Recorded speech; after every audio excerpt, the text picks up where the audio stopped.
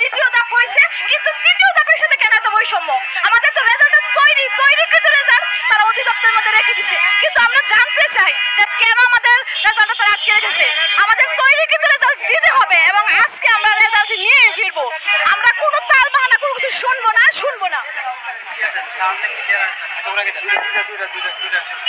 আমাদের প্রথম ধাপ দ্বিতীয় ধাপ নিয়োগ হয়ে গেছে, ওয়েবসাইটে রেজাল্ট দিয়েছে।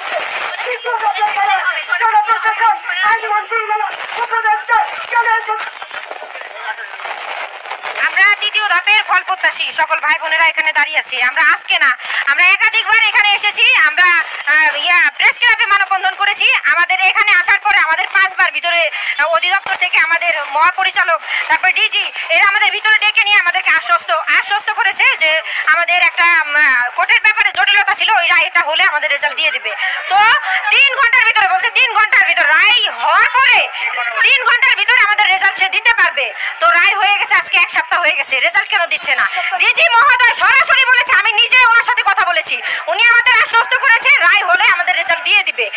তবে আমরা আজকে বারবার কেন এখানে এসে আমরা ফিরে যাচ্ছি? ওনারা বারবার আমাদের ফেরাচ্ছে, বারবার আমাদের মিথ্যা আশ্বাস দিচ্ছে, কিন্তু কেন মিথ্যা আশ্বাস দিবে? প্রথম ধাপ দ্বিতীয় ধাপ যেহেতু এক মাসের মাথায় রেজাল্ট পেয়ে গেছে, আমরা আজকে 3 মাস রাস্তায় ঘুরে বেড়াচ্ছি। আমাদের কি অপরাধ ছিল? ডিজি মহোদয় আমাদের বারবার মিথ্যা আশ্বাস দিয়ে কেন আমাদের ফিরিয়ে দিচ্ছে? আমাদের কথা যে রেজাল্ট, উনি বলছে রেজাল্ট তৈরি আছে, আমাদের সব জটিলতা শেষ, সব কার্যক্রম, সব প্রক্রিয়া কাজ শেষ, এখন উনি 3 ঘন্টার ভিতর রেজাল্ট দিতে পারে, তাহলে কেন দিচ্ছে না? তাহলে আমরা কেন ওনার দ্বার প্রান্তে এসে বারবার ফিরে যাচ্ছি? আমরা আজকে ফিরবো না। রেজাল্ট না নিয়ে আমরা ফিরবো না। আমরা আজকে ফিরবোই না। এখানে অনেক ভাই বোন আছে, বেকার দাবি নিয়ে এসেছি, আমরা ফিরবো না। রেজাল্ট নিয়ে তালবো না। রেজাল্ট নিয়ে তালবো না। অধিদপ্তর নীরব কেন? অধিদপ্তর নীরব কেন? রেজাল্ট নিয়ে তালবো না। এক দফা এক দাবি। এক দফা এক দাবি।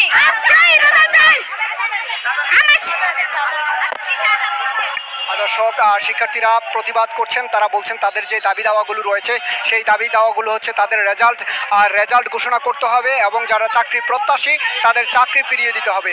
এই মুহূর্তে প্রাথমিক ও গণশিক্ষা অধিদপ্তরের যে কার্যালয়ের সামনে এখানে পরীক্ষার্থীরা, তাদের ফল প্রত্যাশীরা কিন্তু এখানে অপেক্ষা করছেন। তারা বলেছেন চট্টগ্রাম বিভাগ এবং ঢাকা বিভাগের যে পরীক্ষার্থীরা রয়েছেন, যারা পরীক্ষায় অংশগ্রহণ করেছেন, তাদের চাকরি জাতীয়করণ, তাদের চাকরিতে তারা ফিরতে চায় এবং তাদের যে রেজাল্ট রয়েছে সেই রেজাল্ট যেন দ্রুত তাদের রেজাল্ট ঘোষণা করা হয়। প্রাথমিক ও গণশিক্ষা অধিদপ্তরের তৃতীয় ধাপে যেই পরীক্ষা হয়েছে সেই পরীক্ষায় চট্টগ্রাম এবং ঢাকা বিভাগের যে শিক্ষার্থীরা রয়েছেন, যারা পরীক্ষায় অংশগ্রহণ করেছেন, তাদের এখনও তাদের যে নিয়োগ পরীক্ষার রেজাল্ট এখনও ঘোষণা করা হয়নি।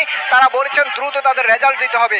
বিশেষ করে আপনারা জানেন যে বেশ কয়েকদিন ধরেই কিন্তু তারা এখানে আন্দোলন করছে। এখনও পর্যন্ত তাদের এই দাবি দেওয়া বা তাদের সাথে এখনও তাদেরকে আশ্বস্ত করা হয়নি। তবে শিক্ষার্থীদের একটি পক্ষকে ডেকে তারা বলেছেন, প্রতিনিধি দলকে ডেকে তারা বলেছেন এই বিষয়ে তারা কার্যত পদক্ষেপ নেবেন।